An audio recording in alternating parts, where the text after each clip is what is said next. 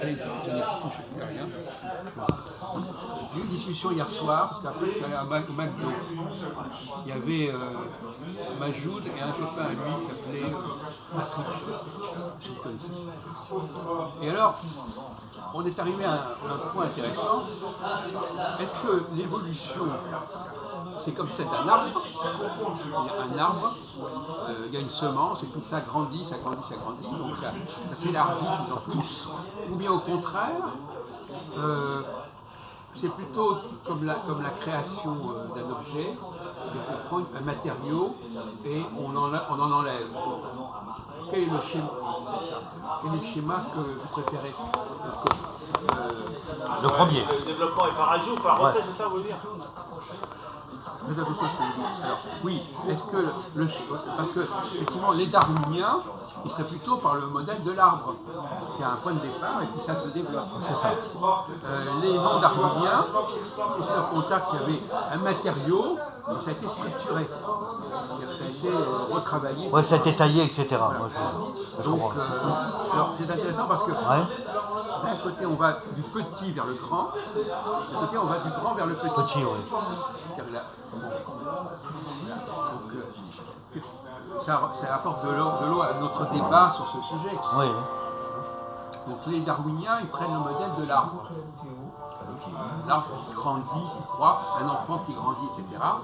Mais en fin de compte, dans la fabrication de toutes sortes d'objets, c'est une logique inverse. Ah oui. Une logique inverse. Complètement inverse. Par exemple, ça a été fait à partir d'un matériau. Bah, du bois, exactement. Alors, pour revenir à la question de la femme, la femme, elle appartient plus. La femme, elle a du mal à structurer, comme je disais. C'est-à-dire, à structurer, c'est-à-dire à choisir, à trier. Bien sûr. Elle est plutôt dans un truc, il faut laisser les choses se faire dans tous les sens, ça part dans tous les sens. Ouais. C'est pour ça que je crois qu'il est quand même important de bien comprendre que dans la Bible, il y a d'abord une sorte de matière de nuit comme ça, où tout est à peu près dans la confusion, et puis la structure apporte de la clarté, de la cohérence. Vous avez contesté cette idée-là, mais je crois qu'elle est quand même incontestable. Bon. Donc, à votre avis, dans le domaine de la langue, on a déjà parlé 100 fois ces questions. Dans le domaine de la langue, on va. Lui, par exemple, il a parlé de compléter. Compléter, ça veut dire ajouter. Alors, est-ce qu'on ajoute ou est-ce qu'on enlève? La langue française, c'est une langue de l'ajout ou de l'addition ou une langue de la soustraction? On a parlé de ça 100 fois, mais je suis sûr que vous n'avez pas compris ce qu'on a dit. On commence. Non, moi je suis pas en train de faire une conférence, normalement. Il pose une question. Moi, je dirais qu'on rajoute, hein, Jacques. On rajoute. Alors, par exemple. Sur des phrases, sur des mots, sur. Ah oui, On soit rajouté. D'accord. Ouais. Par exemple, quand vous formez. Excusez-moi de me répéter parce qu'on l'a déjà dit 100 fois. Quand vous formez les adjectifs en français, vous ajoutez, on passe du masculin au féminin, vous ajoutez ou vous enlevez? On rajoute. Alors, donnez-nous un exemple. Donnez-nous un exemple. Ouais. Il y en a des tas d'exemples qui vont dans ce sens, mais qui donneraient l'impression d'aller dans ce sens. Par exemple, on va prendre le cas, on en a parlé 100 000 fois. Petit, petite. C'est ça. On est passé de petit à petite, de petite à petit. On a enlevé quelque chose à petit pour faire petit, ou on a ajouté quelque chose à petit pour faire petit. Bah Alors, on l'a enlevé ou on l'a ajouté? Bah, petit, c'est enlevé au masculin, et petite au féminin, c'est rajouté le. Non mais on a créé petit à partir de petite, ou petite à partir de petit. On a créé le petit, après petite. Ça a été rajouté. On a ajouté, on a rajouté des lettres. Ouais. Voilà, d'accord. Alors vous savez qu'on a dit, on a pas cessé de dire le contraire. Bon, c'est pas grave, hein, mais apparemment c'est pas clair. Alors allez-y vous. Cette problématique de l'addition.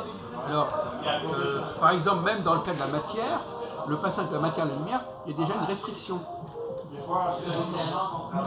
L'évolution est Alors, l'évolution sauvage, elle va vers de plus en plus grand, mais l'évolution au niveau de la création, au sens de créer un objet, créer une structure, elle va dans le sens de la soustraction.